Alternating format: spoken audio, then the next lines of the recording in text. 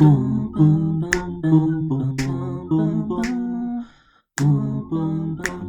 à tous, chères auditrices et chers auditeurs. Je suis Marc et vous écoutez De tout et de rien, l'émission qui vous parle de tout et surtout de rien. Et si aujourd'hui, ce 17 décembre 2022, j'ai une voix beaucoup plus grave que celle de la semaine dernière, eh bien c'est tout simplement parce que je suis malade. Et j'espère que les deux personnes qui sont avec moi, elles vont bien. J'aimerais sur ce plateau accueillir, depuis Bordeaux bien évidemment toujours, Nicolas. Comment ça va Nicolas? Enchanté. Bonsoir tout le monde. J'essaie d'avoir une voix Bonsoir. grave aussi. Non, ça va super, je suis Ça très va content super de la passer super cette fin forme, c'est d'année avec cool, vous. c'est cool. C'est déjà le 5e épisode de cette saison 2 et pour ce 5e épisode de cette saison 2, n'importe quoi, de cette saison, je sais 4? Ouais 4 je crois, 4, je sais ouais. plus. Dites-nous dans les commentaires quelle saison c'est. Pour débuter cette saison, enfin c'est déjà le 5e épisode, on a avec nous un nouveau venu que vous avez déjà aperçu de temps en temps sur la chaîne. Je veux bien évidemment, bien sûr, parler de Clément. Comment ça va Clem? Eh ben, bonsoir, enfin bonjour, ça dépend quand vous écouterez. Ça va, on s'est vu il y a 2 jours, ça allait Ça va toujours. Et bah c'est nickel. Et Clément, aujourd'hui tu nous as prévu un petit quelque chose, je pense? ouais, c'est ça, j'ai une petite chronique débat surtout, voilà, ça sera pour amorcer une discussion. Et Nico, j'en profite, tu parles de quoi toi du coup? En fait, moi, je vais parler de relations humains-animaux, OK. en Amazonie et dans les Caraïbes. Bon, bah, sur ce, Clément, nous t'écoutons. Quel est donc ce Oui, ce sujet dont tu veux nous faire part, aujourd'hui, en notre compagnie? eh bien aujourd'hui, je vais vous parler, alors je vais prendre un prétexte en fait après pour aborder un sujet particulier, mais je vais prendre comme prétexte le manga Berserk. Peut-être que certains connaissent, alors Bien voilà, évidemment, moi, il y a une chronique qui a été faite par Maxime il y a 4 ans sur Berserk. Allez la incroyable. voir, chers auditeurs, si vous voulez. J'irai l'écouter du coup. Il y a 4 ans, donc déjà le manga était totalement différent dans une autre situation. Mais du coup, bon, je vais pas vous faire une chronique sur l'histoire du manga, ça voilà, il y a d'autres gens qui le feront bien mieux. Je vais pas vous faire une analyse philosophique non plus de l'œuvre. Moi, ce que je veux parler, c'est que le mangaka, Kentaro Miura, est décédé le 6 mai 2021. Peut-être que certains étaient au courant ou non. Donc voilà, ça va faire 1 an et demi déjà qu'il est décédé. Donc après 40 tomes, enfin 41, puisque le 41 était en cours de publication. Et on a appris en juin 2022, donc il y a quelques mois, que le manga continuait. Donc il y avait une nouvelle publication des chapitres. Il y a eu quasiment 6 ou 7 chapitres. Il y a de quoi faire un tome qui est déjà sorti depuis le mois de juin. Donc pendant 1 an, ils ont bossé dessus, puisqu'ils n'ont pas fait ça en 4 mois. Et donc on a appris que les bribes de scénario qu'avait du coup Kentaro Miura dans sa besace avaient été récupérées donc par son meilleur ami Koji Mori, et le dessin a été donc délégué au studio qu'avait créé Kentaro Miura, le studio Gaga, qui est un studio de dessin, donc c'était ses apprentis. Donc sûrement ça s'est fait en collaboration avec la famille de Kentaro, puisqu'au Japon c'est assez délicat, je crois, pour être à la tête d'un manga, surtout quand l'auteur n'est plus là. Donc déjà, dans le débat que je voudrais mettre un peu sur la table, c'est est-ce qu'on est obligé de continuer une œuvre après le décès de l'auteur? Alors ça a été fait, il y a déjà des communautés, ou même des auteurs qui ont repris des œuvres qui n'étaient pas eux. Je pense à Lovecraft notamment. Il y a pas mal de nouvelles qui ne sont pas de Lovecraft. Mais Lovecraft c'est différent parce que c'est pas des suites directes. Parce que là c'est vraiment une suite directe. C'est vraiment, on enchaîne sur le chapitre suivant. Je vais quand même donner quelques pour et contre. Et après, si vous voulez, après je vous donnerai mon avis qui a un peu changé avec le temps. Dans les pour, déjà l'histoire aura une fin. C'est bien Ouais. que ça s'arrête pas en plein milieu. On était plutôt sur les 3/4 là, mais on peut mettre dans les pour que ça va continuer l'héritage de l'œuvre de Kentaro Miura, et ça fait aussi plaisir aux fans, enfin pas à tous bien sûr, mais voilà, pour la grande majorité des retours en tout cas sur internet, ça fait plaisir à beaucoup de gens que ça continue. Dans les contres, le classique, est-ce que c'est une reprise mercantile qui font ça vraiment que pour le fric? Bon, il n'y a pas énormément de produits dérivés Berserk. Il y a eu une adaptation animée dans les années 90 qui était pas ouf. 3 films d'animation qui sont sortis en 2012, 2013, 2014, qui sont pas ouf non plus. Mais ça reste pour l'instant la meilleure adaptation. Et une série animée qui a fait un bid pas possible en 2016, avec une CGI, on aurait dit une cinématique de PlayStation 2, Dégueulasse. vraiment dégueulasse. Donc, en termes de produits dérivés, il y a très très peu de choses. Le peu de figurines qui existent, elles coûtent 1200 euros minimum parce que c'est des trucs immenses. Enfin, Oh la vache. voilà, c'est pas non plus le manga qui fait parler de lui par les produits dérivés, comme d'autres, notamment Dragon Ball. Un autre compte que moi j'étais vachement dessus, c'est que ce sera jamais sûr à 100% que le scénario sera fidèle à ce qu'aurait voulu Kentaro Miura. Malheureusement, il y aura toujours ce doute qui va planer chez les fans. Alors il y a un point rassurant, c'est que c'est quand même le meilleur ami de Kentaro qui a repris les rênes. Et ses apprentis, pour le dessin en tout cas, sont présents. Alors On sent que c'est pas lui qui fait le dessin, mais c'est plutôt qualitatif hein, à ce niveau-là. J'ai pas lu les derniers chapitres, c'est pour ça que j'ai mal fait mes devoirs. Je suis plutôt un lecteur de papier. J'attends que le tome 42 sorte pour le lire. Mais des retours qu'on a eus, pour l'instant, les 7 chapitres qui sont sortis sont très bien reçus, que ce soit en termes de dessin ou de scénario. Donc à voir par la suite. Hein. Alors voilà, donc est-ce que il faut obligatoirement continuer une œuvre après le décès? Et est-ce que on peut même considérer, bon, elle continue, mais est-ce qu'on peut considérer que c'est toujours la même œuvre?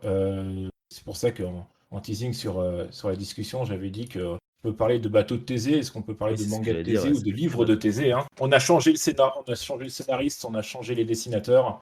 Est-ce que c'est toujours la même chose? Grande question.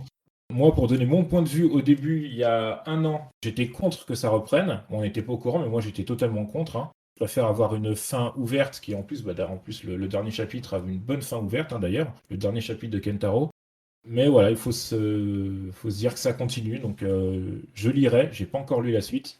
Je la lirai. Est-ce que ce sera bien? Ça, par contre, pour l'instant, on ne peut pas le savoir. Est-ce que vous voulez qu'on développe dessus? Donc, Déjà, les auditeurs nous diront dans les commentaires s'ils ont apprécié de lire la suite de Berserk, alors que ce n'est plus Ouais. l'auteur qui l'a scénarisé ni même dessiné. Maintenant, pour répondre à ta question, est-ce qu'une auteur doit est-ce qu'une auteur oh là là. Est-ce qu'une œuvre doit continuer après la mort de son artiste? Honnêtement, je sais pas, parce qu'il y a des œuvres, je suis Ouais. content de les avoir retrouvées, malgré la mort du dessinateur, du romancier. En cela, j'ai un exemple que alors pour signifier cette dichotomie très étrange entre le pour et le contre, j'ai un exemple qui me vient en tête, c'est vous connaissez la bande dessinée Black et Mortimer? Ouais. Yes. Ouais. C'est une bande dessinée qui a été créée par, Édouard Philippe Jacob, est-ce qu'il s'appelle vraiment Philippe? Je sais plus, attendez, que je dise Il pas y a de des conneries tomes non qui plus. continuent à sortir, c'est ça? Ouais, c'est Ah ça, oui, ça continue. On Édouard peut même presque prendre Astérix hein, Ouais, comme Astérix. aussi. Ouais. Édouard Pierre Jacob, pardon, qui a écrit du coup une série qui s'appelle Black et Mortimer, pour les auditeurs qui ne connaissent pas, qui est une série qui est excellente, matinée d'archéologie, de science-fiction, de policiers. Et à sa mort, du coup, en 1987, donc il avait 82 ans, il laisse un album inachevé, qui est donc le deuxième tome de les trois formules du professeur Sato. Et en fait, il faudra attendre les années, je crois, 90 pour que le tome soit terminé une bonne fois pour toutes. Et bah, déjà là, ça fait plaisir. Tu te dis: «OK, son œuvre, elle est terminée. Le scénario, c'est celui qu'il avait voulu normalement. C'est juste qu'ils ont mis du temps pour trouver, pour laisser passer le décès, pour faire en sorte qu'on trouve un dessinateur aussi qui soit suffisamment fort pour pouvoir reprendre le trait de l'artiste originel». Mais ils vont pas en rester là, en fait. Parce que Black et Mortimer fait l'objet d'une reprise par des auteurs, notamment, peut-être que vous connaissez Jean Van Hamme, je sais pas si vous connaissez ce scénariste? Non. Très, très, très connu. Je pense que si je vous donne des séries qu'il a fait, ça va vous dire quelque chose, genre Largo Winch, par exemple, Oui, Ah! oui. 13 ou encore Torgal, donc c'est un excellent scénariste. Moi, je pense que 13, c'est Peut-être une des BD, Torgal, elle est, oui. elle est top niveau. Torgal, Ouais. pareil, c'est incroyable. Surtout que Torgal, en plus, a ce truc très folklore, mélangé à de l'archéologie, mélangé à de la SF. Donc ça marchait super bien. Il a notamment sorti deux, on va dire, récits qui sont très intéressants. C'est l'affaire Francis Blake et l'étrange rendez-vous, qui sont super. Et à côté de ça, tu as un autre duo avec Yves Sante, qui est un autre scénariste, qui sortait un peu plus déjà de nulle part dans mes souvenirs quand le premier est sorti en 2000. Alors j'étais gamin, hein, donc du coup, en vrai, j'ai pas trop de souvenirs, mais j'avais rien lu de lui. Et pareil, là, il avait fait La Machination Voronov, qui est un super album. Et puis tout d'un coup, patatras, à partir de la fin des années 2000, on commence à avoir une surenchère d'albums. C'est-à-dire qu'il y en a un qui sort tous les ans, je le sais, je les offre à mon père à chaque fois, donc bonjour papa. Et en fait, plus ils en sortent, moins c'est bon, en fait. Eh oui. C'est-à-dire qu'il y a cette idée aujourd'hui, maintenant, il y a des tas d'auteurs différents qui travaillent sur Black et Mortimer. J'ai la liste là, en dessinateur, il y en a plein. Il y a toujours Yves Sand qui est au scénario. Il y a maintenant un mec qui s'appelle Jean Dufaux qui est au scénario. Il y a un duo de mecs, donc j'ai pas encore lu, c'est l'album qui est sorti cette année, qui s'appelle Jean-Luc Frontemay et Jean-Louis Bocquet, qui ont sorti un album. Donc ça part dans tous les sens. Ça empêche une forme de cohérence parce que du coup, les albums se passent pas aux mêmes époques. Ouais, Et ça c'est la fout, même ça fout le bordel dans la timeline. Et en la fait, même c'est con chose parce que que ça lui, partait d'une quoi. bonne intention. Le truc, c'est que Jacob, bah, quand on regarde ses publications, il a sorti Le Secret de l'Espadon en 46, Le Mystère de la Grande Pyramide en 52, La Marque Jaune en 54, L'énigme de l'Atlantique en 56, SOS Météore en 59, Le Piège Diabolique en 61, L'Affaire du Collier en 66 et Les Trois Formules de Professeur Sato en 72. Il y a pratiquement un album tous les 5 ans. Ça permet de laisser maturer quelque chose, de laisser vraiment vivre quelque chose. Et là, ça donne vraiment juste l'impression qu'on prend le citron. Au début, on se mettait 2-3 gouttes et maintenant, on le presse jusqu'à la moelle. Et c'est peut-être ça finalement le plus gros défaut, c'est que on peut continuer l'œuvre de quelqu'un, je pense, sans problème si la personne a autorisé. Mais il faut essayer d'en garder le plus de respect possible et de pas laisser je suis fatigué, hein, mais cette machine du capitalisme essorer le truc jusqu'à la moelle et faire des petits pains pour les donner à tout le monde. Donc du coup, c'est des pains indus et c'est moins bon, quoi. Voilà. Je suis fatigué, il est 19h09. Alors, Non, c'était super. hello, déjà. Oui, Raph, oui. Oh, Raph. On Oh, accueille, bonsoir. chers auditeurs et auditrices, Raphaël parmi nous. Raph, bienvenue, bienvenue. Et merci. Je pense aussi qu'il y a une notion derrière de sentiment dans le sens où je pense que ça gêne plutôt. Ça te gêne en tant que personne si tu y as mis du tien, si l'œuvre en question est importante, tu vois? Bien sûr. Tout à Ah l'heure, oui. quand Clément a dit, tu vois, Astérix par exemple, ça tombe presque dans le domaine du pas du patriotisme, mais presque. Tu es quand même content que l'œuvre continue et tu te Ouais. dis: «Bah, j'ai lu ça quand j'étais gosse et tant que l'âme reste là, en fait, après, qu'il aille, en Chine ou qu'il aille ailleurs, tu te dis: «Bah, ouais, ça reste toujours dans la logique». À la même façon que quand on parle des scénaristes de BD, que HD a fait avec la mort de Maurice pour Lucky Luke, Oui. il y a une vingtaine d'années par là. Si tu pas non plus, trop au fait des choses, il y a des infos qui peuvent te passer et tu te dis: «Ben, en fait, quand j'étais jeune et que je lisais des Lucky Luke ou presque, bah, l'écrivain, le dessinateur, le scénariste, soit il était déjà mort et décédé ou du coup il dessinait plus». Donc du coup, je pense qu'il y a aussi quelque chose qui est à cœur, tu vois? Tu te dis: «OK, c'est un choix après. Est-ce que tu as envie que ton œuvre se poursuive ou est-ce que, tu préfères telle quelle?» parce que tu te dis: «On peut toujours faire moins bien et donc du coup, ça désacralisera ce que tu connais et donc derrière, après, tu seras forcément déçu» et donc du coup, c'est plus ton propre regard plutôt que le regard que portent les autres sur l'œuvre que tu aimes et donc du coup, derrière, en fait, je pense que tu as cette vision-là aussi qui est importante dans la chose. Alors après, on s'éloigne un peu de la question de Clément, mais c'est exactement, ce qu'a pris beaucoup de fans pour Tolkien lorsqu'on a Oui. décidé d'adapter son œuvre, ne serait-ce que par les films et ne serait-ce qu'ensuite par des séries et cetera. Donc du coup, c'est compliqué en fait de délimiter à ce que le réalisateur, ce que le titulaire ou la titulaire de l'œuvre a accepté ou acceptera quand, elle ne sera plus là et ce que tu peux en faire derrière, avec toutes les notions derrière de capitalisme, de Ouais. goodies et tout ce que tu veux derrière si l'œuvre est connue et donc derrière est fatalement, plus, enviée par, les quelques requins qui pourraient, choper des noix, quoi. Donc je pense que ouais, il y a pour moi, c'est une question de sentiment avant toute chose. Ouais, c'est pertinent. Je pense que Ouais. c'est très pertinent et ça s'inscrit carrément dans ce qu'a développé Clément. T'en penses Moi, quoi, j'avais toi, juste Nico? 2 petites Ouais. questions éventuellement, parce qu'en fait, j'aurais rien à rajouter par rapport à ce que vous avez dit, parce que c'était déjà très, très complet. Mais, et pour, Kentaro et Berserk, est-ce que l'auteur, il avait déjà, noté des idées ou est-ce qu'il y avait une feuille de route Oui. pour la suite? Ouais, ouais, ouais. C'est ce qu'avait dit son meilleur ami, le studio, en fait, hein. Ils avaient dit que bah, ils avaient beaucoup de notes. Alors, ils n'ont pas des OK. gros pavés Word hein, de 3000 pages avec tout le texte précis, mais je pense qu'il a toutes les grandes lignes. Alors, je sais pas s'il avait déjà écrit la fin, mais je pense qu'il a les lignes où il faut aller, quoi. OK, Après, oui, potentiellement, on a la suite de oui, l'histoire, oui. même Et si puis, vu que ça n'évolue pas. c'est rassurant que ce soit son meilleur ami, donc à mon avis, il devait beaucoup discuter depuis plusieurs années sur ça. Je pense qu'il est au courant de beaucoup de choses. Et comme je le disais, au niveau du dessin, pour le coup, le dessin, je pense que c'est là où il fallait le moins craindre. Mmh. Alors, vu que Miura est considéré comme était considéré, donc, et même toujours, hein, comme un des meilleurs dessinateurs dans le manga, en tout cas en termes de graphisme, ce qu'il fait, c'était vraiment incroyable. Beaucoup de gens se disaient, mais personne n'arrivera à refaire pareil. Bah là, pour le coup, ça se défend. Enfin, là, pour le coup, le studio, alors ils sont plusieurs, hein, ils sont une grosse équipe hein, quand même, hein. OK. Mais ça bosse bien, en tout cas au niveau des dessins. Pour le coup, c'est le point assez rassurant, quoi. À la base, c'était l'auteur aussi qui dessinait, Ouais, à la le base, ils scénario? faisaient tout, OK. ouais. Ah d'accord, il Dessin, faisait bah, tout, c'est ouais. souvent ça chez les mangaka, hein, ils font le scénario et les dessins. Il y a quand même des mangas qui se font en duo, donc avec un scénariste et un dessinateur. Et là, pour le coup, ben ouais, ouais, Miura, peut-être jusqu'aux deux derniers tomes qui étaient sortis, il était en solo, enfin majoritairement en solo. Puis sur les dernières années, vu qu'il prenait beaucoup de temps, il avait des apprentis, il avait commencé à former des apprentis. Parce Ouais, qu'en fait, peut-être il était qu'il malade depuis plusieurs années, donc à mon avis, il avait sûrement prévu le coup. Bon, c'est pour ça aussi d'accord.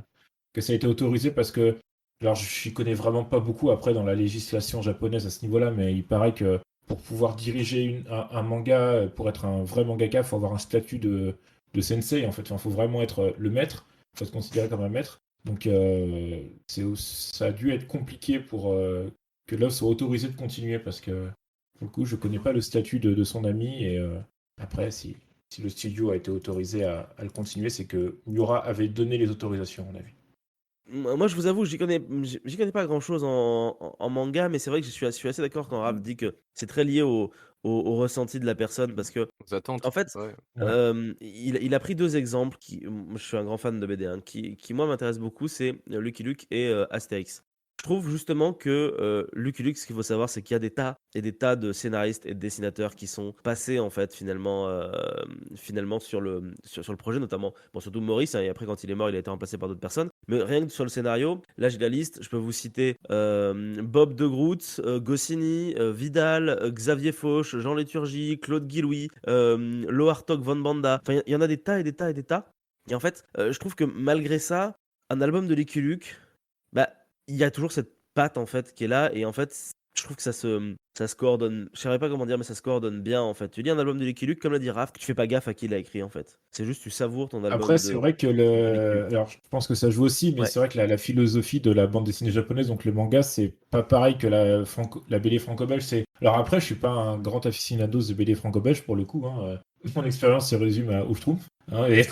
Non, mais c'est j'ai beaucoup important lu d'être compris. Astérix. J'ai beaucoup lu Astérix. Mais c'est vrai qu'il n'y a pas de grand fil rouge scénaristique du début à la fin. Enfin, c'est compliqué de se dire qu'il y aura un point final à une BD franco-belge. Enfin, j'ai l'impression. Dans les anciennes, en tout cas, oui, ça c'est Ouais. sûr. Dans la BD, Oui, la nouvelle BD, dans la dans nouvelle le, BD, oui, dans le t'as nouveau des histoires système, narratives quand même ouais. Parce que qui sont c'est vrai que créées. le manga, c'est vrai que c'est vraiment, il y a un tome 1, il y aura, alors on est souvent, il y a Il y a le pas tome souvent, mais il 850 y et a pas après mal ça de se termine one-shot au aussi, hein. Il y a pas mal de mangas qui se terminent en un seul tome. Mais c'est vrai que souvent, il y a un début, il y a une fin, enfin, c'est vraiment une histoire racontée sur plusieurs années Ouais. avec un fil rouge complet. La reprise est peut-être plus difficile du coup. Ouais, du coup, c'est vrai que peut-être que se replonger directement dans la suite directe, ça peut être plus difficile.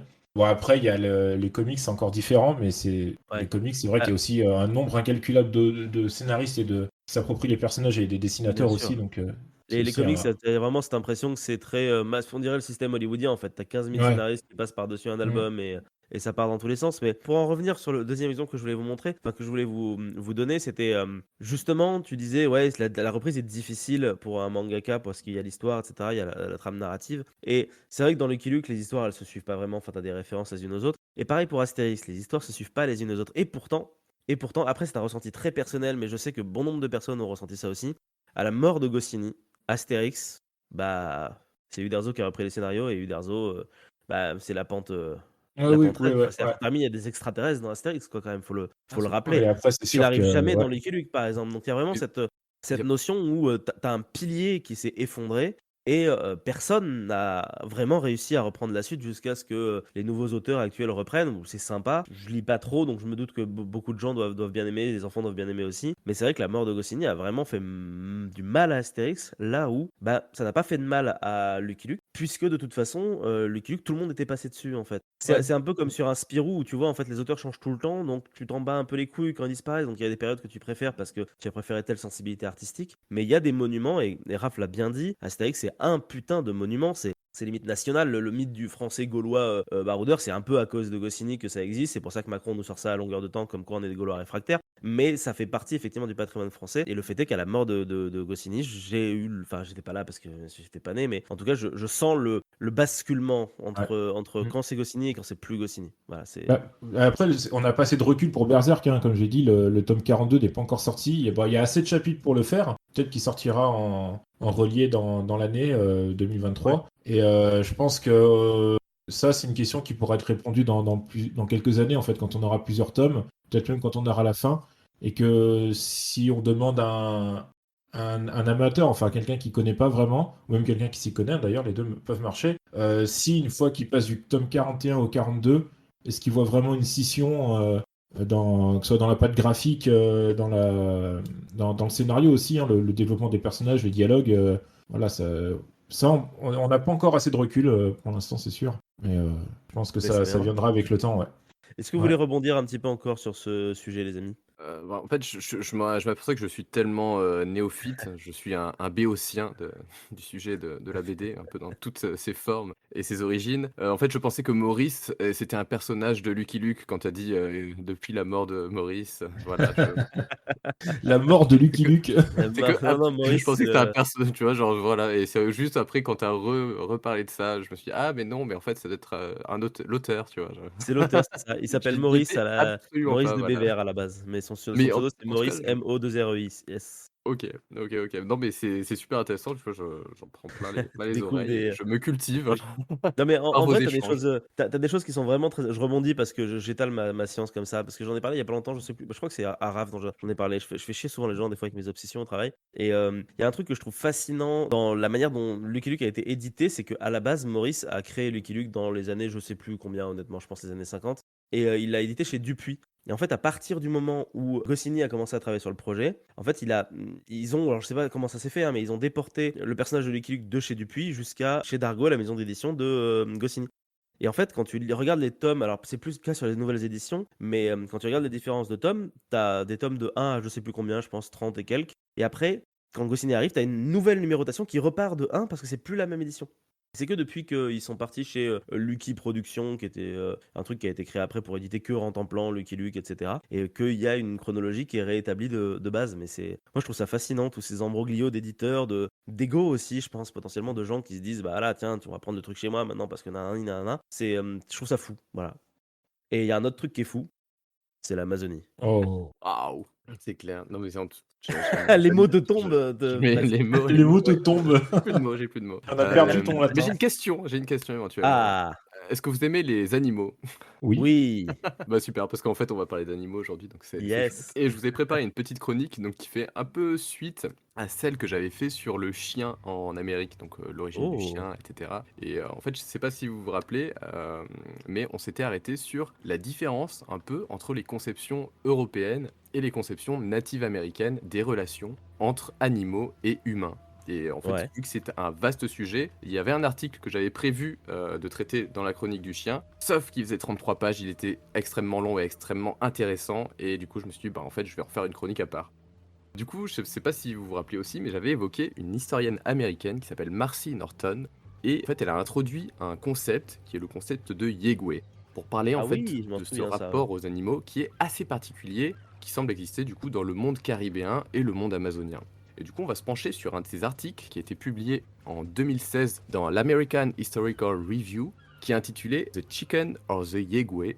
Donc en fait, ce que je vais faire, c'est que je vais suivre un peu le déroulé de cet article, en le traduisant dans ses grandes lignes. Et du coup, si vous souhaitez le lire dans son intégralité, et bien en fait, il y a la référence qui est dans les commentaires. Mais en fait, vu qu'on voit pas, Yes, je comme fais à le chaque geste, fois mais d'ailleurs. on voit pas. Oui, C'est un c'est vrai que peu toi, tu dur, fais un geste, mais on n'est pas sur Twitch aujourd'hui. c'est clair. Donc, notre histoire, elle commence à une époque que je pense que vous devez commencer à bien connaître, vu qu'on est en 1544 sur l'île Yeah. d'Hispaniola. Donc, à cette époque, il y a les cultures locales taïno qui sont en train de disparaître. Il y a les derniers villages qui sont relocalisés à mesure que progresse l'implantation coloniale et les autochtones sont exploités dans le cadre de l'encomienda, qui est un travail forcé et qui, avec les maladies, ravage les populations en les maintenant dans une situation d'esclavage. Le chroniqueur Gonzalo Fernández de Oviedo rapporte une curieuse anecdote. Il y a un homme, un autochtone, qui connaissait l'espagnol, qui parlait un peu à l'espagnol, qui était parvenu à se réfugier dans les montagnes du centre de l'île pendant 20 ans afin d'échapper à l'encomienda. Il survivait dans la jungle et les régions sauvages grâce à une relation spéciale qu'il était parvenu à établir avec 3 cochons, 2 Ah ouais? mâles et une femelle. Et l'homme et ses cochons chassaient des cochons sauvages de la même manière que les Européens chassaient avec des chiens. Donc on avait un cochon qui traquait la proie, un autre qui la saisissait, et le dernier qui servait à assister aux besoins. Et le coup final était porté par l'homme avec une lance. Lorsque la proie était tuée, l'homme la partageait avec ses cochons et en conservait une partie en la salant pour la manger plus tard. Et en complément, l'homme ramassait des plantes et des racines qu'il partageait aussi avec ses cochons. La nuit, il les chouchoutait à tour de rôle pendant des heures avant de dormir. Mais malheureusement, un jour, les cochons furent tués par des soldats espagnols. Et dépité par cette perte, l'homme leur dit qu'il devait sa vie à ses cochons, qu'ils avaient chacun un nom et qu'ils étaient ses amis. Et en fait, il était dans un tel état de peine et de souffrance que les soldats, en fait, commençaient à se sentir vraiment mal d'avoir tué ses compagnons. Oviedo, il est fasciné de la manière dont cet homme est parvenu à convertir des cochons de proie à prédateurs. Et en fait, comment, par une relation d'amitié, il est arrivé à convaincre les cochons de s'en prendre à d'autres. Mais oui, il juge aussi que c'est une marque de bestialité et de sauvagerie que de vivre ainsi parmi les bêtes. Donc cette anecdote, je la trouvais assez intéressante. Je pense que ça ferait un bon scénario pour un Ghibli, par exemple. Je suis d'accord. Donc, comme on l'avait évoqué dans la critique sur le film Prey qu'on avait fait avec Raph et Marc, ou sur la chronique sur le chien en Amérique, il y a des profondes divergences dans les relations interespèces entre Européens et natifs. Et, les principes européens, ils sont hérités de l'Antiquité, et en fait, ils consistent à maintenir des frontières claires entre les humains et les animaux, qui sont eux-mêmes régis par des principes hiérarchiques. Par exemple, on a les chiens et les chevaux, les rapaces, qui sont utilisés pour la guerre et la chasse, qui ont un statut supérieur au bétail, par exemple. Et ne pas respecter cette hiérarchie, c'est considéré comme une forme de transgression. En Amérique, à l'image de l'homme anonyme avec ses cochons, la division elle a lieu entre les êtres sauvages et les êtres familiers, au lieu d'une division humain-non humain. En fait, on a les humains proches et les animaux apprivoisés dans un même groupe, et les ennemis humains et les proies qu'on peut chasser dans un autre groupe. Et l'un des objectifs qui est souhaitable pour sa communauté, c'est de transformer l'animal sauvage en animal apprivoisé, de la même manière en fait qu'on transforme l'ennemi humain en semblable, en fait en les emmenant d'un groupe extérieur au groupe interne. On retrouve en fait cette division chez pas mal de peuples, notamment certains que j'avais déjà évoqués lors de mes chroniques, comme par exemple les peuples iroquoiens, les peuples mayas ou même les Tupinamba. Et ce système d'adoption, il est omniprésent dans les Caraïbes et le bassin amazonien, qui sont les régions dans lesquelles du coup l'article se concentre. Et donc c'est dans ce contexte que l'autrice introduit le terme de Yegwe.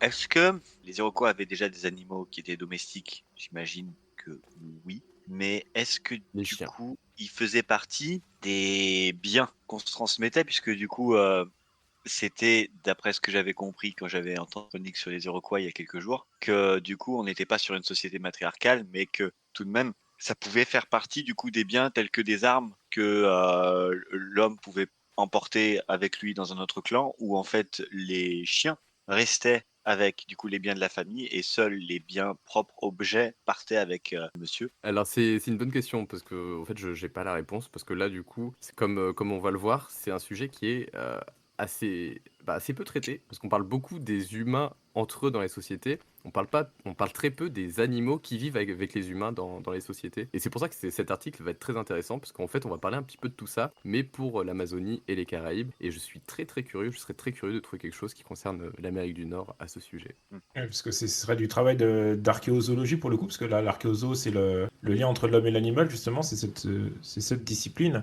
Ça fait, Que c'est pour c'est. ça là, ça va être un Ouais. petit état des lieux que je vais vous faire.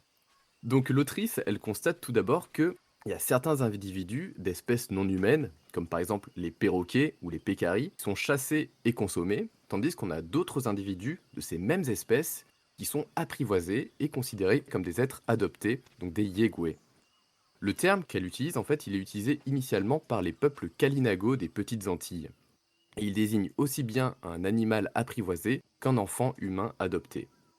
Pour ces peuples, la chasse comme la guerre en fait est une finalité qui est similaire, à savoir obtenir des captifs qui seront soit mis à mort, exécutés, soit adoptés par la communauté. S'ils sont adoptés, ils obtiennent alors une nouvelle identité, un nouveau statut, qui va souvent d'esclave à parent, donc parents proches. Mais ils peuvent aussi être exécutés rituellement, pouvant servir parfois de repas anthropophages, ou alors transformés en trophées en utilisant par exemple leurs os, leurs dents ou d'autres parties de leur corps pour fabriquer des objets rituels. Marcy Norton, elle propose donc le terme de Yegwe comme une sorte de concept fondamental qui organise les relations interespèces et interhumaines dans cette partie de l'Amérique. Elle est historienne, donc elle s'appuie principalement sur les rapports ethnographiques qui, depuis le contact, tendent un petit peu dans cette direction en accumulant énormément de témoignages de prise de captifs et d'apprivoisement d'animaux sauvages. Comprendre ces processus d'apprivoisement pourrait aussi permettre de reconsidérer le concept même de la domestication dans l'histoire humaine au sens où on l'entend généralement. En fait, en effet, si on y pense, la domestication c'est souvent présenté comme un palier de progression d'une civilisation humaine. Et c'est une vision des choses qui est très ancienne, qui est déjà présente dans la Genèse et dans la Grèce antique. On la retrouve aussi dans les discours colonialistes, dans les idées de l'époque des Lumières, ou encore chez les théoriciens du libéralisme et du socialisme, comme Adam Smith ou Karl Marx. En fait, c'est un postulat qui est très européano-centré et qui fait encore autorité de nos jours dans de nombreux domaines, comme par exemple la recherche scientifique, donc les expériences animalières, ce genre de choses, ou encore l'élevage. Et comme on l'avait évoqué dans la chronique sur le chien en Amérique, la principale différence entre la domestication et l'apprivoisement, ça réside dans le fait que, pour le premier, l'humain est impliqué dans le processus reproductif et évolutif de l'animal, sur plusieurs générations. Mais l'apprivoisement d'animaux sauvages n'aboutit pas nécessairement non plus à une domestication. En fait, il n'y a pas dans les sociétés humaines de trajectoire universelle qui va de l'apprivoisement pour arriver à la domestication.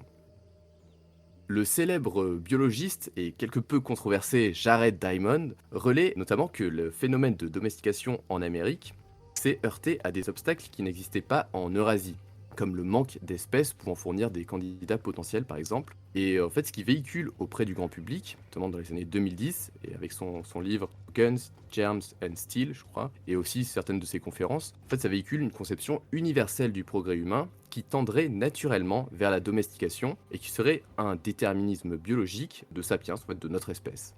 Mais pour les spécialistes des peuples d'Amérique, en fait, ce sont plus des raisons culturelles qui expliquent que ces sociétés n'ont pas suivi la même trajectoire qu'en Eurasie.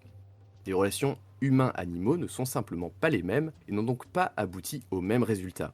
En fait, les perroquets, les pécaris, les singes, les tapirs, les paresseux et plein d'autres espèces qui sont présentes en Amérique du Sud sont tout à fait apprivoisables et auraient pu être de solides candidats à la domestication. Mais en fait, dans le système culturel précolombien, et en particulier dans ces régions-là, contrôler sur le long terme la reproduction animale ou maintenir du bétail, ce n'est pas du tout un objectif qui est recherché. Et d'ailleurs, on le verra un petit peu après, mais lorsque ces sociétés, elles ont adopté des animaux déjà domestiqués par les Européens, en fait, elles l'ont fait selon leurs propres coutumes à elles, en les considérant, donc selon Marcy Norton, comme des yegwés et non comme du bétail. Moi, je voudrais savoir comment ça s'écrit Yegwe en version occidentale. I-E-G-U-E. Merci. Donc l'échange biologique et écologique qui a suivi le contact après 1492 a eu des conséquences sociales et environnementales sans précédent. Au-delà de l'action humaine de colonisation, c'est tout l'écosystème de l'Amérique qui se retrouve impacté, de la diffusion de maladies à l'érosion des terres qui est causée par l'introduction du bétail. Et dans le sillage de ces échanges, et précédant parfois l'arrivée physique des colons, ce sont des systèmes sociaux et culturels complets qui ont dû s'adapter. L'impact sur les animaux qui vivaient dans ces communautés est encore très mal connu. En fait, une des raisons, c'est que les animaux sont considérés comme un des composants de la nature et que du coup, ils sont considérés comme tels. Mais il y a certains chercheurs qui mettent de plus en doute une vision anthropocentrée de l'histoire. Privilégier l'étude des humains seuls dans des systèmes qui ne divisent pas humains et animaux de la même manière que nous repose sur des fondements qui, de fait, se retrouvent discutables.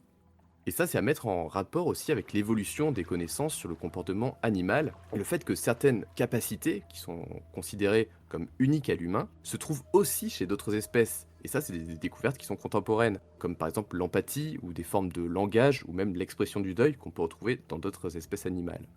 Et d'un point de vue philosophique, les barrières entre l'humain et les autres espèces sont sans cesse interrogées. Et dans notre société, les débats sur le spécisme et l'anthropocentrisme se retrouvent même dans la sphère politique, dans la sphère publique, et sont parfois perçus comme la prochaine frontière après la lutte contre le racisme et le sexisme. Donc actuellement, d'un point de vue des lois, si on résume de manière un peu grossière, en fait on divise le monde entre des sujets sentients, sensibles, qui agissent avec une conscience, et le reste, qui est inerte.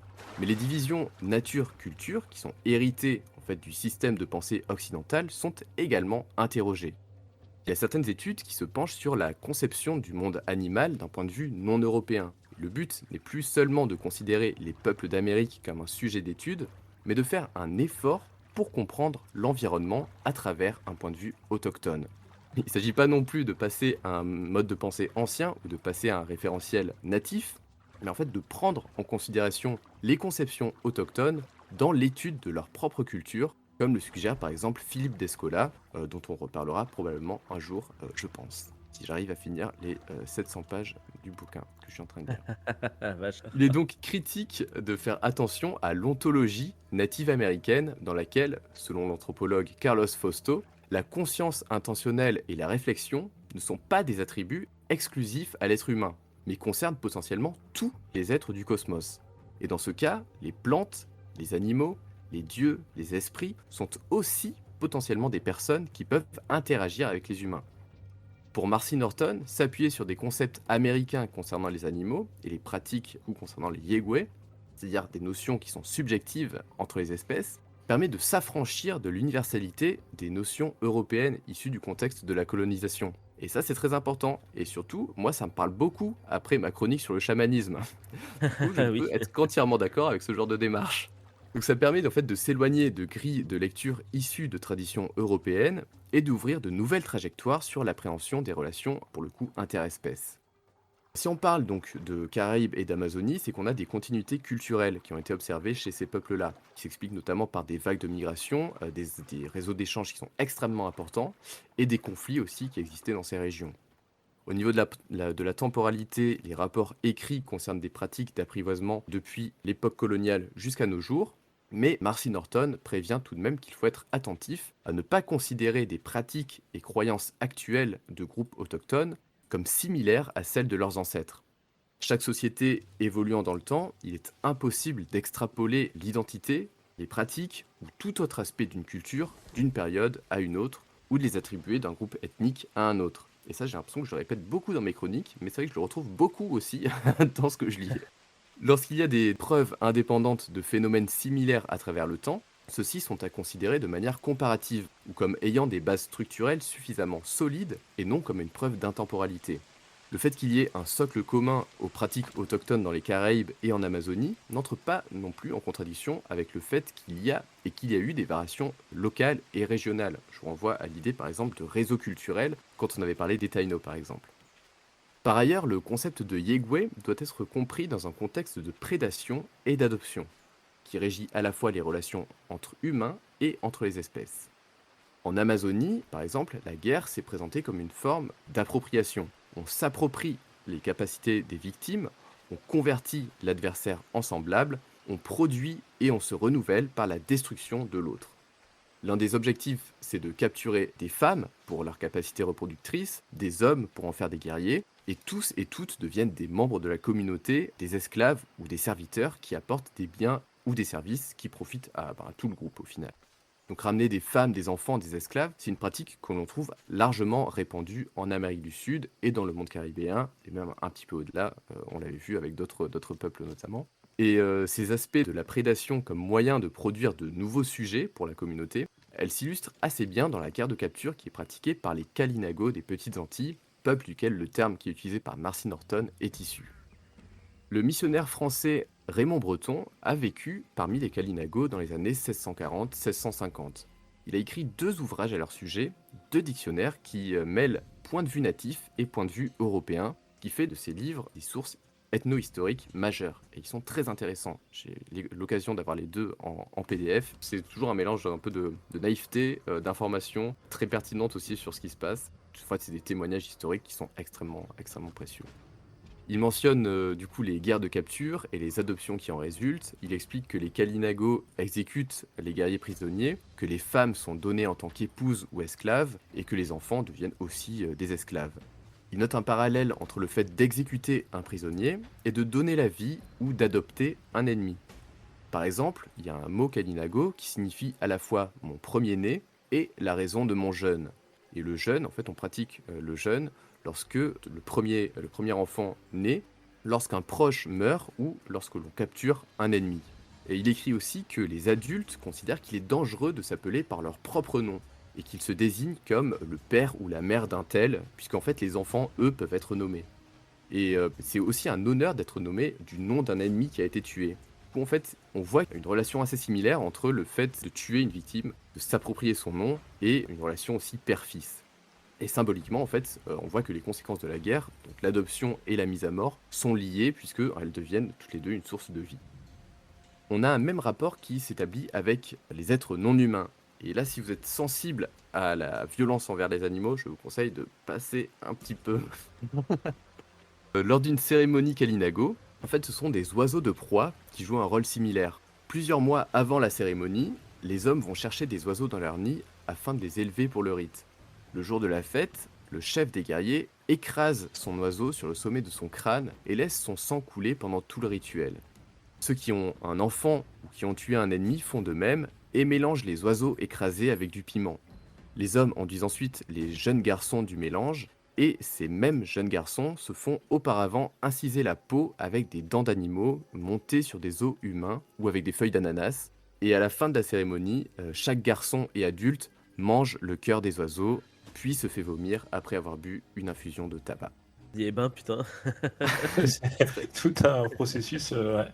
Du coup, ce rituel, il permet d'illustrer deux aspects de la prédation. Premièrement, ça souligne la perméabilité des corps, qui conduit le guerrier ou le chasseur à s'approprier les qualités de l'être qu'il ingère. On a l'outil qui sert à inciser les chairs qui est monté sur des os d'anciens prisonniers qui ont été exécutés et qui permettent de transférer un petit peu la puissance de ces guerriers-là. Et lorsque les guerriers mangent de la chair, revêtent des peaux ou portent des pendentifs avec des dents, se couvrent le corps de sang d'animaux, le but c'est de s'approprier le courage, la force, la férocité, etc. En fait, c'est des rites qui lient à la fois l'apparence externe, donc ce qui est en train de se passer, à une transformation interne. Et la seconde caractéristique de ce rituel, qui est très importante, c'est la familiarisation du rapace, l'adoption de l'être que l'on va sacrifier. Et on retrouve d'ailleurs cet équivalent chez les Tupinamba, qui adoptent leurs prisonniers avant de les sacrifier, puis les consomment pour s'approprier leurs capacités. Mais dans la vie courante, on ne mange pas un être familier, qu'il soit humain ou non humain. Dans certains rituels ostentatoires, l'adoption d'un sujet, qui a pour but d'être exécuté, souligne le lien entre la création par la naissance ou l'adoption et l'appropriation par la consommation ou l'exécution. Et du coup, les Yegwé non humains sont des semblables, en fait, des membres de la communauté. Ils doivent être nourris, mais ils ne sont pas destinés à être mangés. L'importance de cette catégorie d'être adopté se retrouve dans la linguistique Kalinago, qui est recueillie donc par le père Raymond Breton. Et d'ailleurs, je précise aussi que chez les Kalinago, les hommes et les femmes ont une langue différente. C'est une petite particularité qu'on abordera, je pense, sur une chronique. Donc Yegwé, c'est la forme parlée par les hommes, et si on est une femme, on dirait plutôt Niligwini.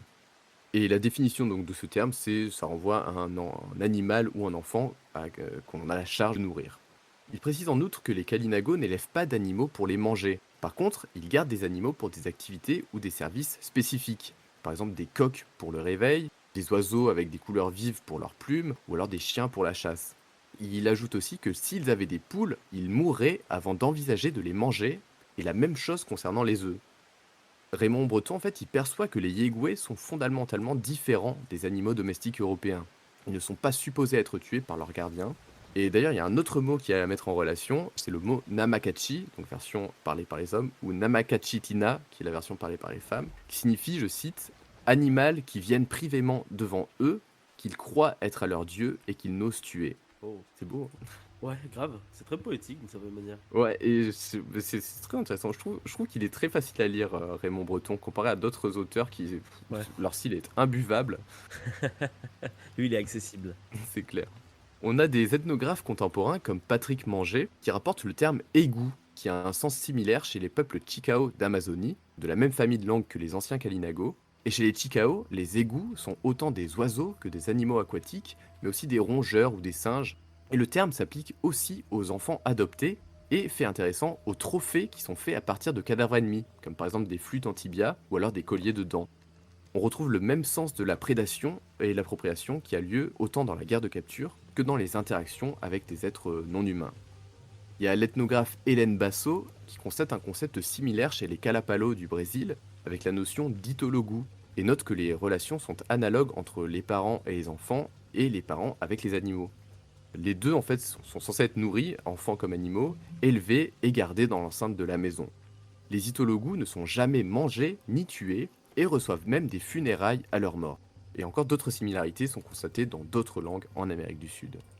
En parallèle de cette partie linguistique, on a des chroniqueurs, des voyageurs, des missionnaires qui rapportent la manière dont les peuples de ces régions traitaient leurs animaux. Et ça aussi c'est assez intéressant. Au Venezuela, au XVIIIe siècle, il est noté que pour les peuples de l'Orinoco, il y a des animaux qui sont tués lors de rituels et d'autres qui sont élevés avec soin. Et malgré le fait que les autochtones n'aient pas d'animaux domestiques, il y en a qui sont apprivoisés et qui possèdent des noms dans le but de les distinguer de ceux qui sont sauvages. Il est dit, là aussi c'est une petite citation, que les Indiens locaux ont l'habileté très rare à apprivoiser des bêtes sauvages et qu'il est difficile de le croire tant que l'on n'a pas vu de ses yeux. Les perroquets apprivoisés se retrouvent un petit peu partout dans la culture autochtone et référencés depuis l'époque du contact, depuis les débuts. En fait, de nombreuses fois, on a des Européens qui ont pu obtenir des perroquets de la part des peuples rencontrés. Christophe Colomb, il a pu en avoir autant qu'il le demandait. Il en a eu au moins une quarantaine, qui est énorme hein, quand on y pense. Ramener Ouais, 40 carrément. perroquets avec soi, pour son premier voyage, hein. Je dis pas tout le guano qu'il y a dû avoir après dans le C'est clair. navire. Et au XVIe siècle, chez les Tupinamba, Les Français rapportent que les perroquets sont logés dans les maisons, mais vivaient en totale liberté, contrairement à ce qui se faisait par exemple en Europe au même moment. Hmm.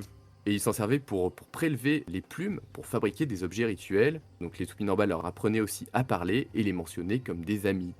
Au 19e siècle, en Guyane, un explorateur et missionnaire anglais répertorie 5 espèces d'oiseaux et plusieurs variétés de perroquets au sein d'un seul village autochtone. Et en fait, il note aussi que certains oiseaux suivaient les humains comme des chiens, même en dehors du village. Au-delà des perroquets, il y a plusieurs autres espèces qui sont adoptées. Donc ça va jusqu'aux iguanes ou aux lamantins. On a par exemple le chroniqueur Pierre Martyr d'Anguera qui rapporte qu'un chef taïno avait attrapé un jeune lamantin dans ses filets, mais au lieu de le manger, en fait, il l'a ramené dans un estuaire et nourri avec de la nourriture humaine. Il a reçu même le nom de Matou et vécu pendant 25 ans auprès des humains, les autorisant même à monter sur son dos et jouer avec eux dans l'eau alors qu'il était laissé en totale liberté. Très drôle cette anecdote, je trouve. Ouais, j'avoue. Les singes se retrouvent aussi quasiment autant mentionnés que les perroquets. Gonzalo Fernandez de Oviedo disait que les singes étaient tellement abondants que tous les jours il en était ramené en Espagne. Il mentionne aussi d'autres animaux, notamment des paresseux, des renards ou des quincajous. Et d'ailleurs, Oviedo acquiert même un renard apprivoisé des Calinago en échange de hameçons. C'est la classe, ça. C'est assez stylé. Et d'ailleurs, il dit qu'il est un peu, genre, il est un peu chiant la nuit ou un truc comme ça dans son témoignage. Tu m'étonnes. On a d'autres chroniqueurs qui mentionnent, entre autres, des cervidés, voilà, qui sont considérés comme très affectueux, des pécaris qui insistent pour dormir avec les humains dans les hamacs, ou alors des coatis qui jouaient avec des chiens. Donc de toute évidence, il s'avère qu'apprivoiser un animal, ce ne soit pas quelque chose d'accidentel, mais bien l'aboutissement de pratiques qui sont ritualisées. La première étape consiste bien entendu à se procurer l'animal. Donc parfois ça pouvait être des petits, récupérés quand ils étaient orphelins, mais les sources les plus anciennes mentionnent des efforts intentionnels pour capturer des animaux et en faire des yegwés. Par exemple, pour les perroquets, il est mentionné une technique qui consiste à placer un perroquet déjà apprivoisé dans une cage et qui va servir à attirer ses congénères en imitant des cris de détresse de perroquet, quoi. Au XVIIIe siècle, il est noté une technique pour capturer les bébés singes et qui consiste à abattre les mères isolées qui portent leurs petits sur leur dos avec des flèches empoisonnées. Du coup, comme ça, il y a juste à récupérer les petits et à les élever par les humains. Et contrairement aux expéditions de chasse, qui sont une activité qui est essentiellement masculine dans cette région du monde, il est noté la présence de femmes qui participaient à ces excursions, de prélèvement entre guillemets d'animaux. L'étape suivante, c'est l'apprivoisement de l'animal, un processus qui a pour but de transformer un animal ou un enfant en personne. Concrètement, il s'agit de nourrir cet être, donc c'est une activité qui est souvent réservée aux femmes, mais pas exclusivement, et le but c'est aussi de le familiariser, de le socialiser dans son nouvel environnement en fait. Les bébés animaux sont traités quasiment comme des bébés humains, on leur donne parfois le sein et on leur prémâche de la nourriture. Au début du XVIIIe siècle, il est rapporté au Venezuela que des oiseaux apprivoisés mangeaient par exemple en compagnie des humains, leur nettoyaient les dents avec leur bec et leur enlevaient les pellicules des cheveux ou rendaient d'autres services du même style. L'anthropologue Laura Rival note que chez les peuples Waorani de l'équateur amazonien, les animaux occupent une place très importante au niveau des maisons parce que du coup elles sont jamais laissées vides ou à l'abandon. Et la même chose avait déjà été observée chez les Tupinamba au XVIe siècle. Ce qui est très pratique quand même, parce que comme ça tu laisses ta maison, mais il y a déjà des animaux, donc ça se voit que ça fait partie de ton clan, quoi. Un peu comme le chien de garde. Ouais, c'est clair. Une autre manière de transformer un humain ou non humain en yegwé, c'est l'application de colorants rouges issus de plantes, donc directement sur le corps. Sans peinture corporelle rouge, les peuples caribéens ou amazoniens se sentent exposés et inaptes à apparaître en public. Donc c'est un peu comme nous avec les vêtements. Et au 19e siècle, il est rapporté que les animaux, après avoir été capturés, sont recouverts des mêmes types de pigments que les humains afin de les transformer en membres du groupe. Les chiens sélectionnés pour la chasse sont par exemple rasés et couverts de rouge. La même chose arrive aux perroquets dont les follicules qui restent quand on leur prélève une plume est peint en rouge et parfois même agrémenté d'ornements.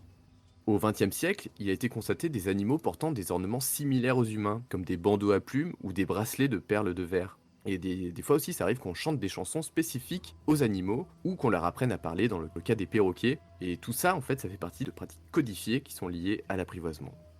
Une fois apprivoisé, l'animal adopté et il est laissé totalement libre. Parfois, il disparaît pendant la journée pour vaquer à ses occupations, et il revient que la nuit auprès des humains.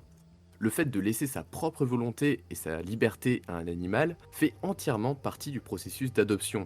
Et rappelez-vous, c'est aussi exactement ce qui se passe chez les Tupinamba avec les captifs humains. Quand ils sont capturés, ils sont laissés complètement en liberté. Cependant, tous les animaux ne passent pas leur vie auprès des mêmes humains. Souvent, ils servent aux échanges et au commerce entre des groupes ou à plus grande échelle sur les réseaux très développés de la région. Les animaux apprivoisés, ils servent à créer du lien social entre les familles, les villages. Des bébés animaux sont par exemple offerts pour créer ou maintenir des relations, ou même parfois dans le cadre diplomatique.